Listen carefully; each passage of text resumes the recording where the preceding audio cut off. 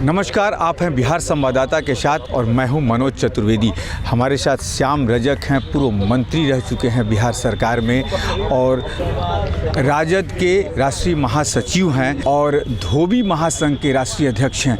श्याम जी, कल आपने कुछ मीडिया के मार्फत से खबरें आई हैं कि जो सम्मान मिलना चाहिए आपकी बिरादरी को नहीं मिला है। बहुत सी सरकारें आई गईं लेकिन वो सम्मान नहीं मिला है। आखिर क्या है? आप भी तो सरकार, ये यथार्थ है।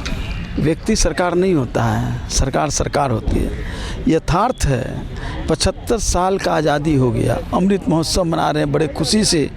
सरकार जो है केंद्र सरकार और धूमधाम से मनाने का काम कर रही है, लेकिन उसी समाज का हमारा एक धोबी समाज वो हाशिए पर है। राजनीतिक हिस्सेदारी नहीं मिली, हमारी प्रशासनिक हिस्सेदारी नहीं मिली, शैक्षणिक रूप से हमको जितना मिलना चाहिए वो नहीं मिला, सामाजिक रूप से हम बराबर दोहन के शिकार रहे हैं, हमारे आर्थिक रूप से जो हमारे रोज़गार थे वो भी छीन लिए गए।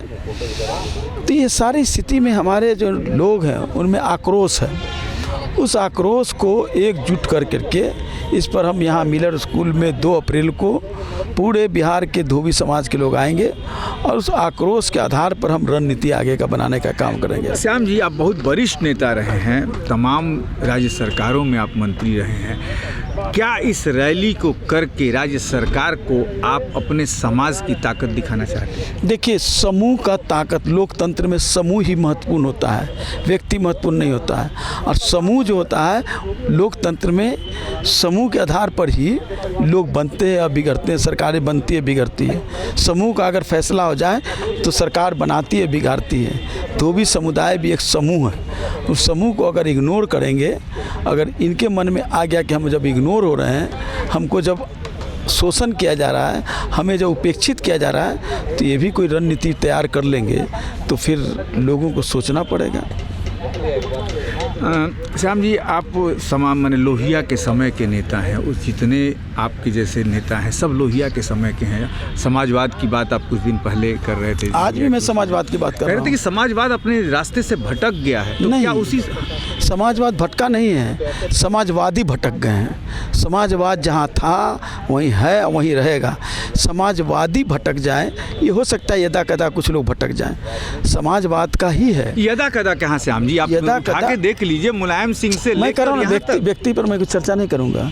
मैंने कहा ना कि समाजवादी में कुछ लोग भटक सकते हैं, समाजवाद नहीं भटका है। समाजवाद विचार है और लोगों ने कहा था, गांधी ने भी कहा था और अम्बेडकर ने भी कहा था, समाजवाद से बड़ा धर्म कोई है ही नहीं। सबसे बड़ा धर्म है समाजवाद।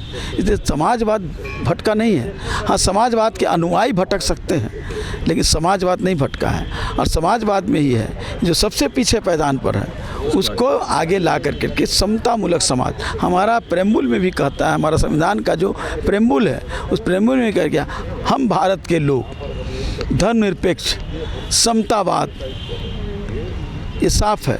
तो जब समतावाद और धर्मनिरपेक्ष है तो फिर हाशिए पर कोई आदमी अगर अलग चला जाए तो कैसे समाज मजबूत होगा, कैसे मानव मजबूत होगा, कैसे देश मजबूत होगा? हम तो देश के हित में काम कर रहे हैं। देश में अगर एक वर्ग अगर अपने आप को कुंठित हो जाए तो देश का चाल और चरित्र नहीं चमक सकता है।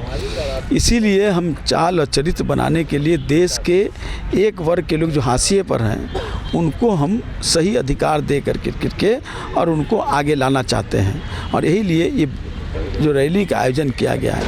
हम एक उदाहरण देते हैं, एक मानव होता है, डॉक्टर के पास जाता है, एक उसके 2 बच्चे हैं, एक बच्चा कमज़ोर है, तो डॉक्टर क्या कहता है, इसको दूध दो, उसको फल दो, ताकि वो दोनों बराबर हो जाएं। उसी तरह से हमारा धोबी समाज राजनीतिक रूप से, सामाजिक रूप से, आर्थिक रूप से, शैक्षणिक रूप से पीछे है।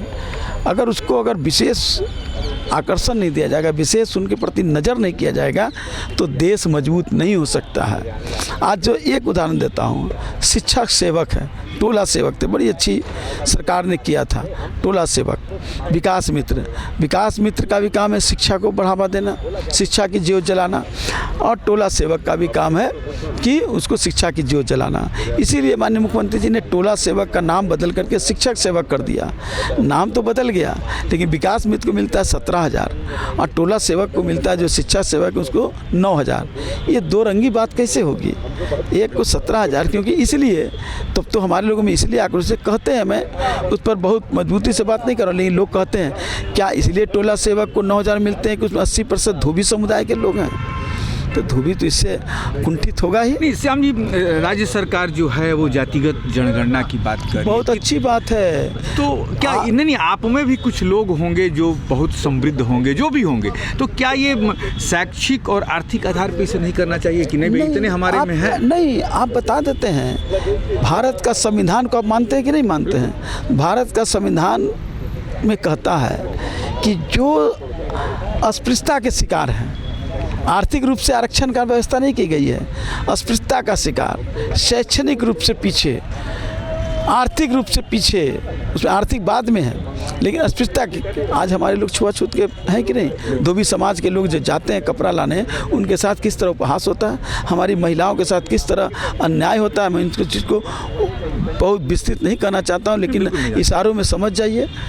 तो क्या हम उसको ढोते रहें? क्या उसके लिए हम चुपचाप मौन व्रत कर लें, हम बर्दाश्त कर लें?